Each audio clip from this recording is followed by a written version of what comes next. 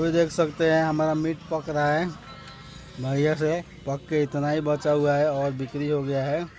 अभी इसको बना रहा हूँ, बन गया है, थोड़ा और बाकी है। कोई आएगा कस्टमर तो इसको गर्म करके देना है खाली, वो तो हो गया है, लेकिन फिर भी इसको आगे पर रखा हुआ हूँ गर्म करके देने के लिए। देखिए कितना काफ़ी लाजवाब पका हुआ है, खाने में बहुत ही स्वादिष्ट देगा। आप लोग आइए और खाइए एक बार, और टेस्ट देखिए कितना ज़बरदस्त आपको मिलेगा।